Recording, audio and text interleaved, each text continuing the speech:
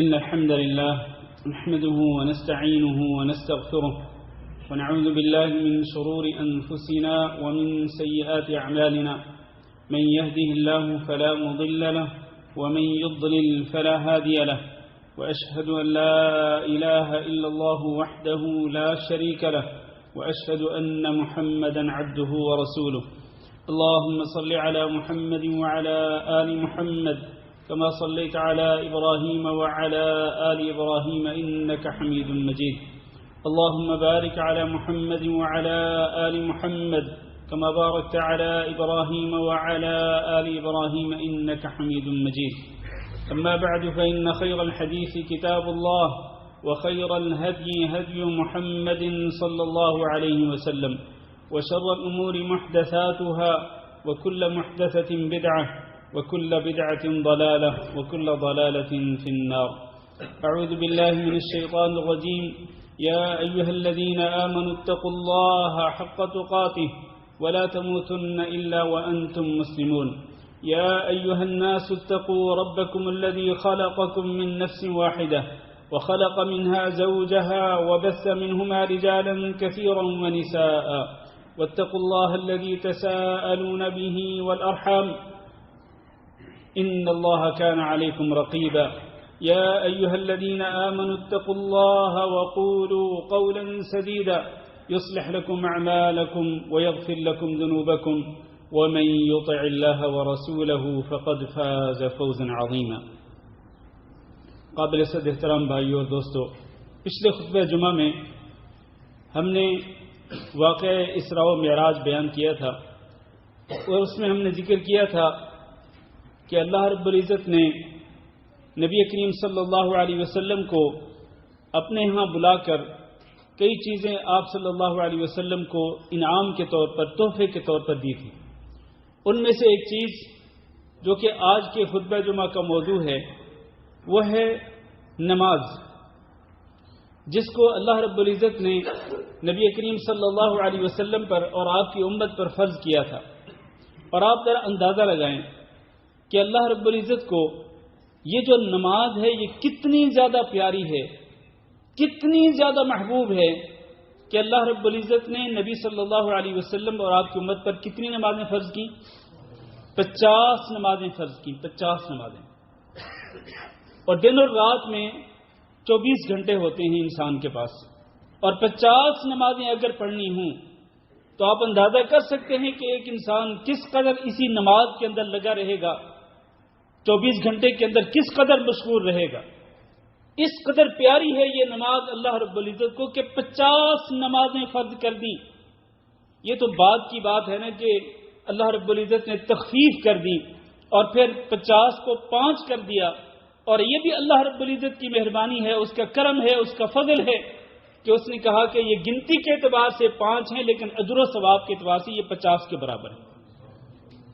میرے عزیز بھائیو، اس نماز کی اہمیت کو سمجھو اور اس کی قدر و منزلت کو اپنے ذہنوں میں بٹھاؤ، اور نماز میں کبھی بھی سستی نہ کیا کرو، نماز کے اندر کبھی غفلت نہ کیا کرو، اور نماز پر کبھی بھی کمپرومائز نہ کیا کرو کہ آپ دنیا کے کاموں کو ترجیح دیں، دنیا کے کاموں کو فوقیت دیں نماز پر. ہرگز نہیں. یہ کسی مسلمان کے شایان شان نہیں کہ وہ دنیا کے کسی بھی کام کو نماز کے اوپر ترجیح دے، نماز کو مؤخر کر دے، اس کو لیٹ کر دے، کہے کہ میں بعد میں پڑھ لوں گا، دیکھی جائے گی. اور پھر کئی لوگ نماز میں ویسے غفلت کرتے ہیں، نمازیں پوری نہیں پڑھتے. میرے بھائیوں، اس نماز کو ام العبادات کہا جا سکتا ہے، تمام کی تمام عبادات کی ماں. اور یہ اسلام کے عظیم ترین ارکان میں سے ایک رکن، شہادتین کے بعد اشہد ان لا الہ الا اللہ و اشہد ان محمد رسول اللہ کے بعد اگر کسی عبادت کی اہمیت ہے اور کسی کی عظمت ہے، قدر و منزلت ہے، تو وہ یہی نماز ہے. بلکہ نماز کو دین کا ستون قرار دیا گیا ہے. اور آپ جانتے ہیں کہ کسی بھی عمارت اور کسی بھی بلڈنگ کے اندر ستون کی کیا حیثیت ہوتی ہے، اس کی اہمیت کیا ہوتی ہے کہ وہ ستون اگر برقرار ہے تو وہ عمارت بھی برقرار ہے. لیکن اگر ستون نہیں رہا تو وہ عمارت اور وہ بلڈنگ بھی دھڑام سے گر جاتی ہے۔ بالکل اسی طرح سے اگر کوئی شخص نماز کے اندر غفلت کرتا ہے، نماز کے اندر سستی کرتا ہے اور دنیاوی کاموں کو نماز کو ترجیح دیتا ہے، تو وہ سمجھ لے کہ اس نے اسلام کی عمارت کو گرا دیا ہے اور اسلام کی عمارت کو اس نے منہدم کر دیا ہے۔ اور اگر اسلام کی عمارت گر گئی تو پیچھے کیا رہ گیا؟ آپ کے پاس پیسہ رہ جائے گا، آپ کے پاس دولت رہ جائے گی، بینک بیلنس رہ جائے گا، کوٹھی بنگلہ رہ جائے گا، اور کیا یہ چیزیں آپ کے ساتھ قبر میں جائیں گی؟ ہرگز نہیں۔ جس چیز نے آپ کے ساتھ قبر میں جانا ہے وہ نماز ہے اور دیگر عبادات ہے۔ اس لیے میرے بھائیوں، نماز کے اندر کسی قسم کی غفلت نہ کیا کرو۔ اس کی اہمیت کا اندازہ آپ اس بات سے بھی کر سکتے ہیں کہ نبی کریم صلی اللہ علیہ وسلم نے جو اپنی امت کو آخری وصیت کی، آخری وصیت، الصلاۃ الصلاۃ وما ملکت ایمانکم، کہ لوگوں نماز پابندی سے پڑھتے رہنا اور نماز پابندی سے پڑھتے رہنا، اور اسی طرح جو آپ کے ماتحت لوگ ہیں ان کے حقوق کا بھی خیال کرنا، ان کی حق تلفی نہ کرنا۔ اللہ رب العزت نے قرآن مجید کے اندر نماز قائم کرنے کا بار بار حکم دیا، نماز قائم کرنے والوں کا ذکر کیا۔ متقین کی صفات کے اندر اللہ رب العزت نے الذین یقیمون الصلاۃ، نماز قائم کرنے والوں کا ذکر فرمایا۔ اور صرف یہی نہیں بلکہ اللہ نے فرمایا نمازوں کی حفاظت کیا کرو، حافظوا علی الصلوات والصلاۃ الوسطی وقوموا للہ قانتین، تم نمازوں کی حفاظت کرو۔ حفاظت کرنے کا معنی کیا ہے؟ اس کا معنی یہ ہے کہ نمازوں کو ان کے اوقات کے اندر پڑھا کرو۔ اللہ رب العزت نے ہر نماز کے لیے ایک ٹائمنگ فکس کر دی ہے کہ فلاں ٹائم سے فلاں وقت سے اس نماز کا وقت شروع ہوگا اور فلاں وقت پہ ختم ہوگا۔ ہر نماز کے لیے اسی طرح سے ہے۔ تو اس ابتدا سے لے کے انتہا تک کے درمیان میں جو اصل وقت ہے نماز کا، اسی وقت کے اندر نماز کو ادا کرنا ضروری ہے۔ اس میں منمانی نہیں چلتی، اس میں مرضی نہیں چلتی، منشا نہیں چلتی کہ جب چاہے انسان نماز پڑھ لے۔ اللہ نے فرمایا ان الصلاۃ کانت علی المؤمنین کتابا موقوتا، کہ نمازیں مومنوں پر وقت مقرر کے اندر فرض کی گئی ہیں، لہذا اس وقت مقرر کے اندر ہی نمازوں کو ادا کرنا ضروری ہے۔ میرے بھائیوں، آپ نماز کی اہمیت کا اندازہ اس بات سے بھی کر سکتے ہیں کہ اللہ رب العزت نے جہاں اپنی توحید کا ذکر فرمایا، اسی توحید کے ساتھ ہی نماز کا بھی ذکر فرمایا۔ توحید کے ساتھ ہی نماز کا ذکر، اللہ نے فرمایا وما امروا الا ليعبدوا الله مخلصين له الدين، ان بندوں کو یہ حکم دیا گیا ہے کہ وہ اللہ ہی کی عبادت کریں، دین کو اس کے لیے خالص کرتے ہوئے۔ یہ توحید ہے، توحید کا ذکر فرمایا، اور اس کے ساتھ ہی کیا ہے؟ ليعبدوا الله مخلصين له الدين حنفاء ويقيموا الصلاة ويؤتوا الزكاة وذلك دين القيمة، توحید کے ساتھ ہی نماز قائم کرنے کا حکم دیا۔ اس کا معنی یہ ہے کہ جہاں یہ ضروری ہے کہ آپ اکیلے اللہ رب العزت کی عبادت کریں اور اس کی عبادت میں کسی کو شریک نہ بنائیں، اس کے ساتھ ساتھ یہ بھی ضروری ہے کہ آپ اللہ رب العزت کے حکم کے مطابق نمازوں کو پابندی سے ادا کریں، اور نمازوں کی ادائیگی میں کسی قسم کی سستی اور غفلت نہ کریں۔ یہ اللہ رب العزت کا حکم ہے۔ اور جو لوگ نمازوں میں غفلت کرتے ہیں، نمازوں میں سستی کرتے ہیں، اللہ رب العزت نے ان کو جہنم کی وعید سنائی ہے والعیاذ باللہ۔ اللہ نے فرمایا فخلف من بعدهم خلف اضاعوا الصلاة واتبعوا الشهوات فسوف يلقون غیا، کہ انبیاء کرام علیہ السلام کے بعد کچھ ان کے ناخلف نالائق قسم کے لوگ آئے۔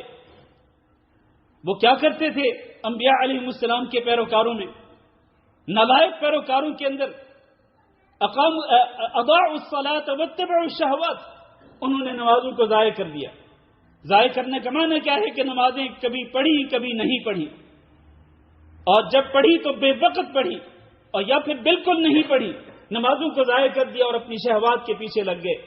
ان کے لیے کیا ہے؟ فسوف یلقون غیا، ان کو عنقریب جہنم کی آگ کے اندر جھونک دیا جائے گا والعیاذ باللہ۔ نمازیں ضائع کرنے والے اور اپنی خواہشات نفس کے پیچھے چلنے والے، شہوات کی اتباع کرنے والے جو لوگ ہیں، ان کے لیے اللہ رب العزت نے جہنم کی وعید سنائی ہے۔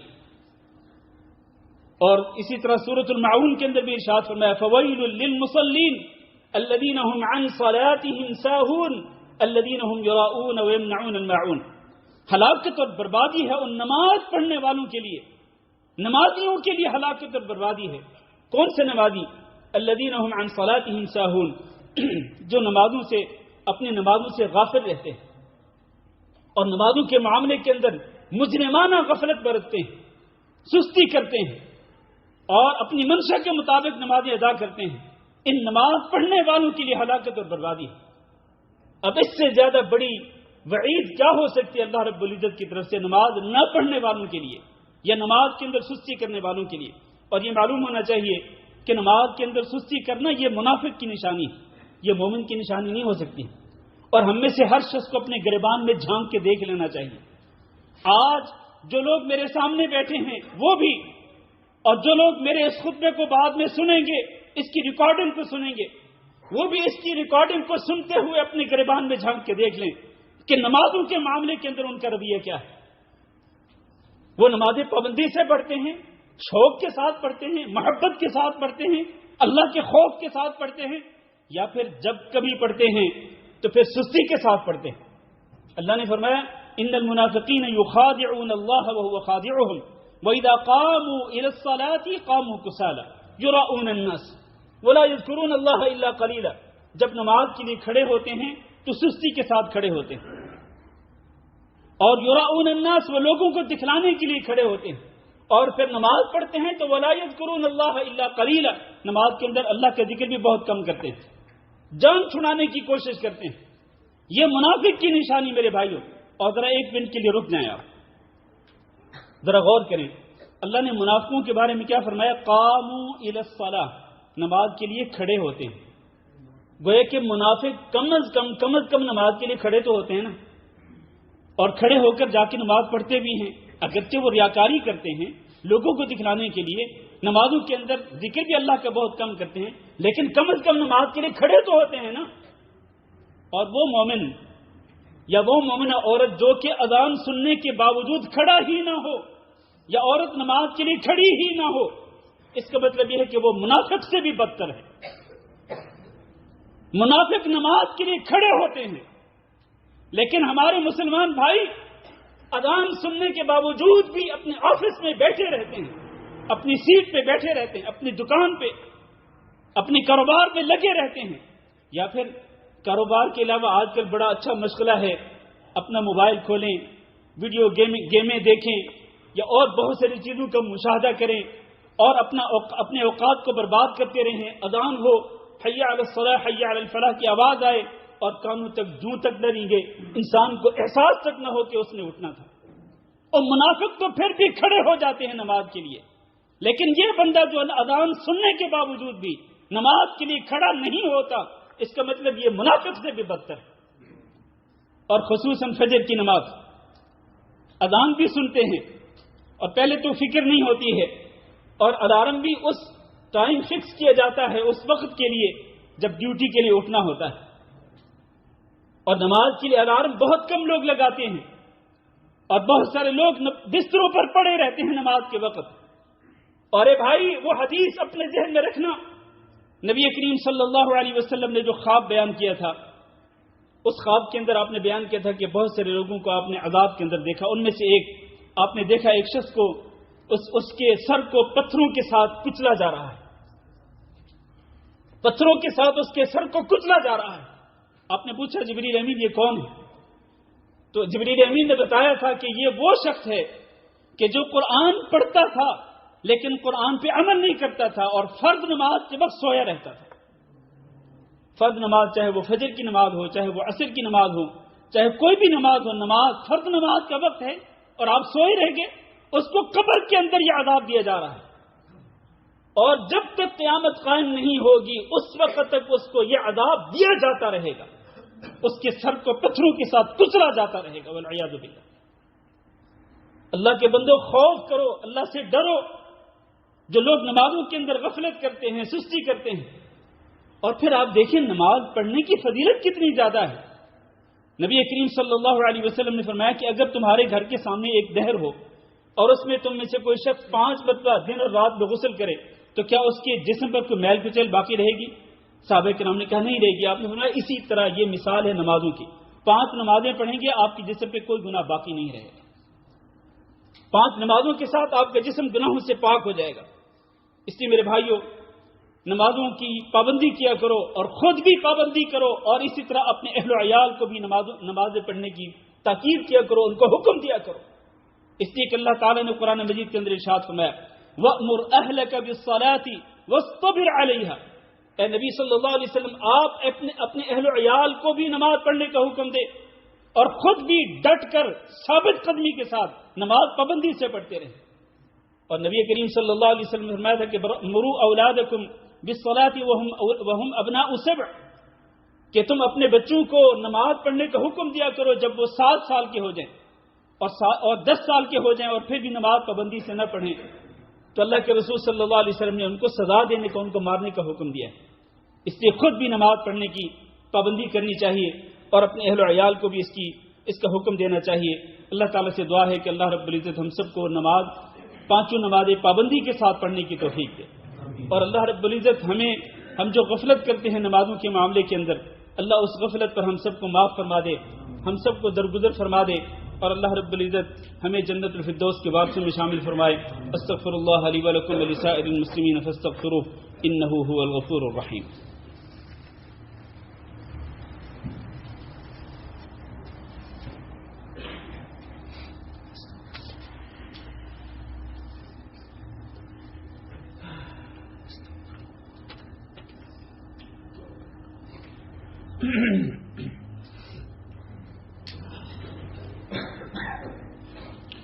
إن الحمد لله نحمده ونستعينه ونستغفره ونعوذ بالله من شرور أنفسنا ومن سيئات أعمالنا، من يهده الله فلا مضل له ومن يضلل فلا هادي له، وأشهد أن لا إله إلا الله وحده لا شريك له، وأشهد أن محمدا عبده ورسوله۔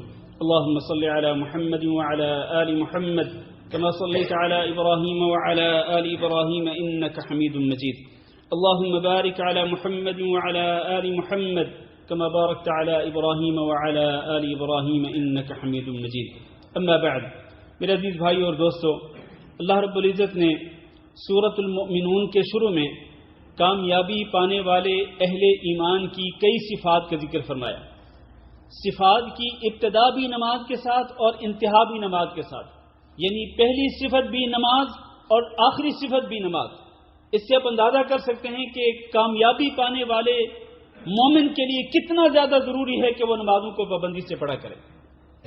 اللہ نے فرمایا قد افلح المؤمنون الذین هم فی صلاتهم خاشعون، وہ مومن کامیابی پا گئے دنیا میں بھی اور آخرت میں بھی کہ جو اپنی نمازوں میں اللہ تعالی سے ڈرتے رہتے ہیں، انتہائی خشوع و خضوع کے ساتھ نماز ادا کرتے ہیں، پوری توجہ کے ساتھ، اللہ رب العزت کی محبت کے ساتھ، اور اللہ رب العزت کی عظمت اور اس کی کبریائی اور اس کی بڑائی کو اپنے ذہن میں لا کر اس سے خوف کھاتے ہوئے کھڑے ہوتے ہیں اور پوری توجہ کے ساتھ یکسوئی کے ساتھ نماز ادا کرتے ہیں۔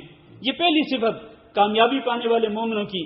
اور آخری صفت کیا ہے؟ والذین هم علی صلواتهم یحافظون، وہ لوگ جو کامیابی پانے والے اہل ایمان ہیں وہ اپنی نمازوں کی حفاظت کرتے ہیں، نمازیں پابندی کے ساتھ ادا کرتے ہیں، کسی قسم کی سستی نہیں کرتے، غفلت نہیں کرتے۔ ان مومنوں کے لیے کیا ہے؟ اولئک هم الوارثون الذین یرثون الفردوس هم فیہا خالدون، یہ جنت الفردوس کے وارث بننے والے ہیں جن میں یہ ہمیشہ ہمیشہ رہیں گے۔ اللہ تعالی ہم سب کو ان کے اندر شامل فرمائے۔ میرے عزیز بھائیوں، نمازوں کا معاملہ بہت ہی سیریس ہے، بہت ہی سنجیدہ معاملہ ہے نمازوں کا۔ اس کو اتنا آسان نہ لیجئے، نماز کے معاملے کو ہلکا مت لیجئے، ورنہ آپ ذرا دیکھیے ایک واقعہ، بالکل سچا واقعہ ایک ڈاکٹر بیان کرتے ہیں جو کہ ڈاکٹر بھی ہیں ہاسپٹل کے اندر اور وہ داعی بھی ہیں، وہ وعظ اور خطبہ اور نصیحت بھی کرتے ہیں، خطبہ بھی دیتے ہیں۔ وہ ایک واقعہ خود اپنی آنکھوں دیکھا جو ان کے ساتھ بیتا وہ ذکر کرتے ہیں۔ کہتے ہیں کہ میں ہاسپٹل میں تھا، ایک عورت میرے پاس آئی، وہ ڈیوٹی ٹائم ختم ہو چکا تھا۔ عورت آئی اپنے خاوند کی فائل لیے، کہنے لگی ڈاکٹر صاحب یہ میرے خاوند کی فائل ہے اور ذرا دیکھیے اس شیشے کے پیچھے وہ میرا خاوند ہے۔ کہتا ہے کہ ڈاکٹر صاحب کہتے کہ میں نے دیکھا شیشے کے اندر اس آدمی کو، میں نے دیکھا تو میرے رونگٹے کھڑے ہو گئے۔ کہتے میں دنگ رہ گیا، اس کی شکل و صورت بگڑ چکی تھی اور وہ کانپ رہا تھا، چیخو پکار کر رہا تھا اور وہ شیشے کے ساتھ ٹکرے مار رہا تھا، اپنا سر شیشے کو مار رہا تھا۔ تو اس کی بیوی نے کہا کہ اصل میں اس کو میرے خامند کو ایک دوائی ملنی تھی جو نہیں ملی، ٹائم ختم ہو چکا ہے، آپ مہربانی کیجئے وہ فارمیسی سے دوائی لے کے دے دیجئے تاکہ اس کو دوائی دی جائے اور یہ سکون میں آ جائے۔ کہتے میں گیا، دوائی لے کے دے دی، اس کو دی گئی، تو میں نے پوچھا اس عورت سے کہ بتلاؤ تمہارے اس خامند کا قصہ کیا ہے؟ کہنے لگی کہ قصہ یہ ہے کہ یہ شخص نمازوں کے اندر سستی کرتا تھا، خاص طور پر فجر کی نماز صبح 7 بجے پڑھتا تھا جب اس کو ڈیوٹی کے لیے جانا ہوتا تھا، اور ویکنڈ پہ جمعرات اور جمعہ کو پہلے یہ 2 دن چھٹی ہوا کرتی تھی، تو جمعرات کو اور جمعہ کو یہ نماز جو ہے وہ صبح 10 بجے اٹھ کے پڑھتا تھا، اور عصر کی نماز کے اندر بھی سستی کرتا تھا۔ ایک دن دوپہر کا کھانا کھانے کے بعد ہم بیٹھے تھے، عصر کی اذان ہوئی، میں نے اپنی خامن کو کہا کہ وضو کرو اور نماز پڑھنے کے لیے جاؤ۔ کہنے لگا اچھا ٹھیک ہے جاتا ہوں۔ کہتی میں خود گئی، وضو کر کے آئی تو ابھی تک بیٹھے ہوئے ہیں۔ میں نے پھر کہا کہ اٹھو نماز کے لیے تیاری کرو۔ کہتے کہ اس نے کہا کہ ٹھیک ہے میں جاتا ہوں۔ کہتی کہ میں نماز پڑھنے کے لیے چلی گئی، نماز پڑھ کے فارغ ہوئی تو میں نے دیکھا کہ ابھی تک بیٹھے ہوئے ہیں، تو میں نے ان کو پھر کہا، تو اس نے غصے میں آ کر کے کہا کہ اللہ کی قسم میں نماز نہیں پڑھوں گا۔ پھر کیا ہوا، عصر کی اقامت ہو گئی، جماعت ختم ہو گئی، یہ اٹھے، جیسے ہی اٹھے تو فوراً یہ منہ کے بل گر پڑے، ان کے منہ سے جھاگ نکلنے لگی اور کانپنے لگے۔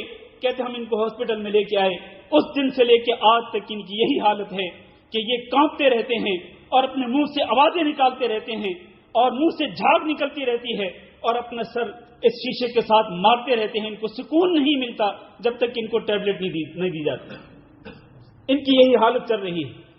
میرے بھائیوں، دنیا کے اندر بھی اللہ رب العزت دکھلا دیتا ہے انسان کو، عبرت کرنے والوں کے لیے، عبرت حاصل کرنے والوں کے لیے اور سبق حاصل کرنے والوں کے لیے بہت بڑی عبرت ہے۔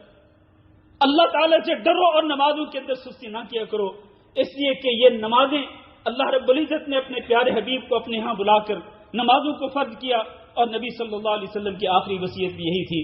اللہ تعالیٰ سے دعا کرتے ہیں کہ اللہ ہم سب کو یہ نمازیں پابندی کے ساتھ پڑھنے کی توفیق دے۔ اللہم اغفر لنا وللمؤمنین والمؤمنات وللمسلمین والمسلمات الاحیاء منهم والاموات۔ اللهم انا نسألك العفو والعافية والمعافاة الدائمة في الدنيا والآخرة۔ اللهم انا نسألك العفو والعافية والمعافاة الدائمة في الدنيا والآخرة۔ اللهم انا نسألك رضاك والجنة ونعوذ بك من سخطك والنار۔ اللهم فرج هم المهمومين ونفس كرب المكروبين واقض الدين عن المدينين واشف مرضانا ومرضى المسلمين۔ اللهم آمنا في أوطاننا واجعل هذا البلد آمنا مطمئنا وسائر بلاد المسلمين۔ عباد الله، إن الله يأمر بالعدل والإحسان وإيتاء ذي القربى وينهى عن الفحشاء والمنكر والبغي يعظكم لعلكم تذكرون۔ سبحان ربك رب العزة عما يصفون وسلام على المرسلين والحمد لله رب العالمين۔